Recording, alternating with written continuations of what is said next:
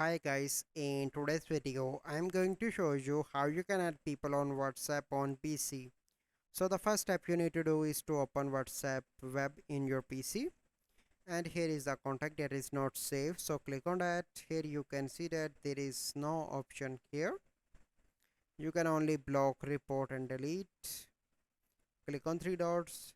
There is also an option here, and if you find here you will find no option how you can save this contact. So basically currently I check all the settings and it is not possible to save contacts in WhatsApp web from your PC. So the best method that you need to use is to open your smartphone.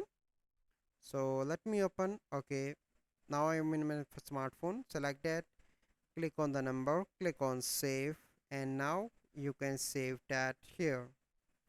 So this is the only method possible, and there is no method possible to save on the PC. Here you can see that.